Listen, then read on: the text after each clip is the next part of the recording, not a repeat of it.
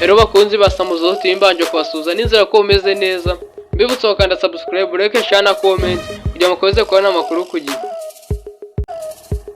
Rero mu karere ka Gakenke umuyobozi w'ikigo cy'amashuri yatawe muri yombi akekwaho gufata ku ngufu. Umuyobozi w'ikigo cy'amashuri yatawe muri yombi nyuma yo gukekwaho icyaha cyo gufata ku ngufu umuhungu w'imyaka 19.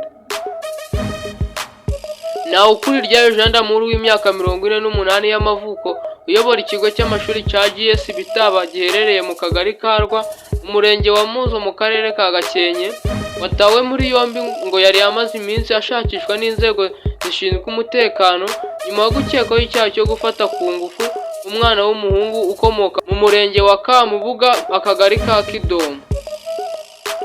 Ubwo amakuru yamaraga kumenyekana uwo muyobozi yahise atangira gushakishwa arafatwa ahita atabwa muri yombi. Ashyikiriza urwego rw'ubugenzacyaha RIB sitasiyo ya Janja mu karere ka Gakenke nk'uko byagarutsweho n'umunyamabanga nshingwabikorwa w'umurenge wa Muzo Jean Pierre Niyoyita.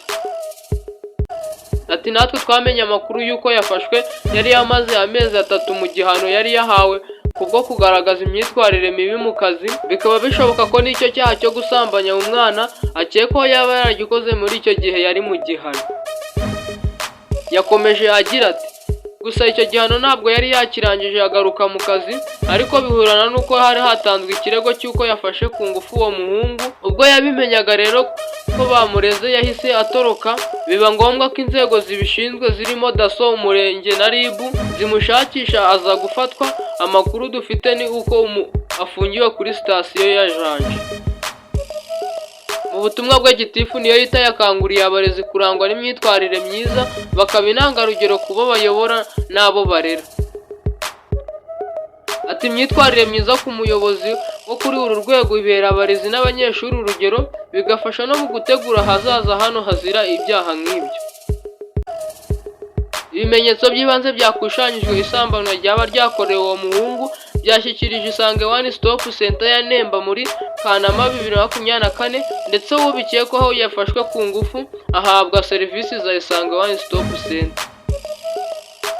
Rero iki ngiki akaba ari igikorwa umuyobozi uyobora abanyeshuri benshi n'abandi barezi yaba yakoreye umunyeshuri kuba yamufata ku ngufu. Aya ngaka rero kumwagiye ko cyo Samuzo TV, bibuza ukanda subscribe, like, share na comment kugira mukomeze kubona amakuru ku gihe. Thank you.